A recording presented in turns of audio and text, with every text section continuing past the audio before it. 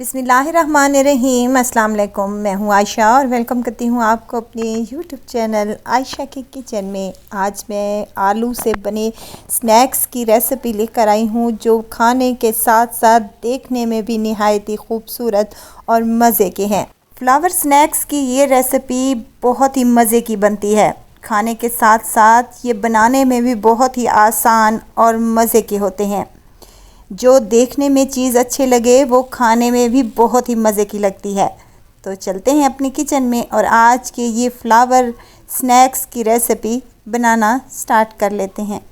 मज़ेदार से क्रिस्पी आलू स्नैक्स बनाने के लिए सबसे पहले तो हमें यहाँ पर डो बनानी है, जिसके लिए 2 कप मैंने मैदा लिया है, जिसमें हाफ़ टी स्पून नमक का, हाफ़ टी स्पून कलौंजी का शामिल किया है और 4 टेबलस्पून इसमें मैंने घी के इस्तेमाल किए हैं। घी से क्रिस्पी और क्रंची स्नैक्स हमारे बनकर तैयार होंगे। मिक्स कर लें अच्छे तरीके से घी, नमक और कलौंजी को मैदे में। तो थोड़ा थोड़ा पानी करके डालते जाएं और इसका एक सॉफ्ट सा डो तैयार कर लें। ना ही ज़्यादा नरम हो और ना ही ज़्यादा सख्त हो। डो यहाँ पर हमारा रेडी हो चुका है माशाल्लाह से।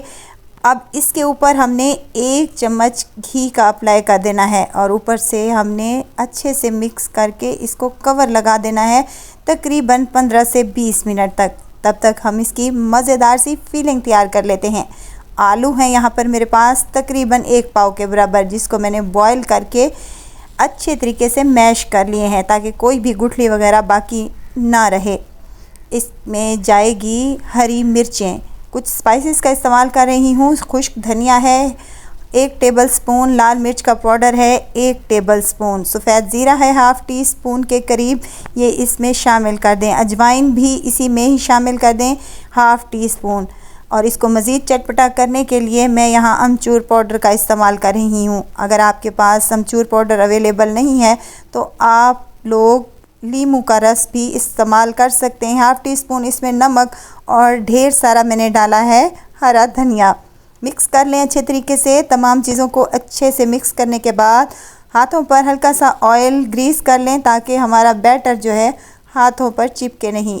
1 चम्मच के करीब हमने बैटर को उठाना है और इसकी छोटी छोटी सी बॉल्स बना लेनी है। कुछ इस तरीके से बॉल्स ना ही छोटी हों और ना ही बड़ी हों, दरमियाने साइज़ की ये बॉल्स बनाकर हम एक साइड पर रख लेंगे।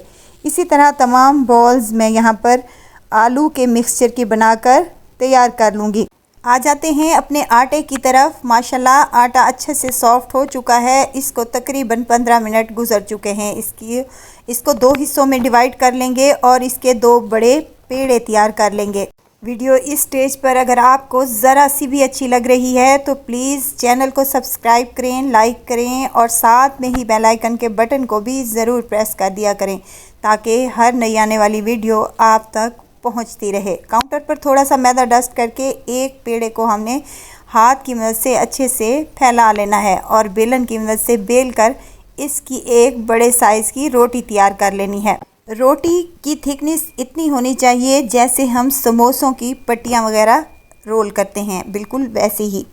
अब एक हमने गिलास ले लेना है। अगर आपके पास कटर अवेलेबल है तो उससे आप इजीली ये काम कर सकते हैं। हमने इसकी कटिंग करनी है।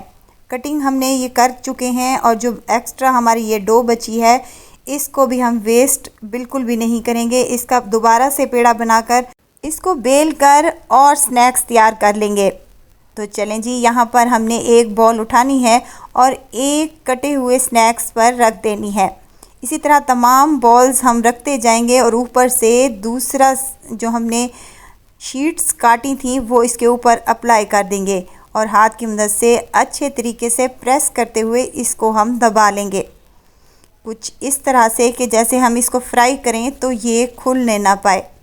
स्नैक्स जितने ज़्यादा खाने में मज़े के होते हैं उससे ज़्यादा देखने में खूबसूरत होते हैं। तो कुछ इसकी डेकोरेशन हम कर लेते हैं। एक कांटा ले लेना है और इसके एजेस पर हमने कांटे से डिज़ाइन क्रिएट कर लेना है कुछ इस तरह से, ताकि हमारे स्नैक्स फ्राई करते वक्त खुले नहीं और डिज़ाइन का डिज़ाइन हो जाएगा। तो देखें, बच्चे तो खाने के साथ साथ जो चीज़ मिले उसको उसको देखते हैं कि वो कितनी खूबसूरत और मज़े की है। तो चलें हम इसको फ्लावर तैयार कर लेते हैं। हमने 1-1 इंच के फासले पर इसको पट्टियों को खींचकर हमने इसका एक फ्लावर तैयार कर लेना है, कुछ इस तरह से। ये देखें कितना मज़े का और क्यूट सा लग रहा है। तो चलें इसी तरह तमाम हम फ्लावर स्नैक्स बनाकर रेडी कर लेंगे। यहाँ पर मैंने तमाम फ्लावर स्नैक्स बनाकर रेडी कर लिए हैं। अब आती है बारी इनको फ्राई करने की। ऑयल को पहले ही मैंने मीडियम टू लो फ्लेम पर गर्म करने के लिए रख दिया था। हाई फ्लेम पर इनको बिल्कुल भी फ्राई नहीं करना, लो फ्लेम पर हमने इनको फ्राई करना है ताकि हमारे स्नैक्स क्रिस्पी और क्रंची बन सकें। 1 से 2 मिनट तक इनको बिल्कुल भी नहीं छेड़ना। इसके बाद हमने इसकी साइड को चेंज करना है तो मज़ेदार सा इस पर कलर आएगा इंशाअल्लाह ताला और बेहतरीन से हमारे ये बनकर तैयार होंगे। 10 से 12 मिनट तक हमने इनको फ्राई करना है, तभी हमारे ये स्नैक्स क्रिस्पी और क्रंची बनेंगे। तो चलें हमने इनकी साइडों को चेंज करते हुए इनको अच्छे तरीके से कलर आने तक फ्राई कर लेंगे। गोल्डन कलर आ चुका है इन पर, मज़ेदार सा और बेहतरीन सा, और ये क्रिस्पी और क्रंची स्नैक्स हमारे बनकर तैयार हो चुके हैं। इसी तरह तमाम स्नैक्स मैं अपने रेडी कर लूँगी। हरी चटनी के साथ सर्व करें या फिर केचप के साथ। मैंने यहाँ पर केचप के साथ सर्व किया है। आप जैसे आपको अच्छे लगें वैसे आप ले सकते हैं। बहुत ही मज़ेदार, बहुत ही डिलीशियस और क्रिस्पी क्रंची हमारे ये फ्लावर स्नैक्स बनकर तैयार हो चुके हैं। शाम की चाय के साथ हल्की फुल्की भूख में ये बहुत ही मज़े के लगते हैं।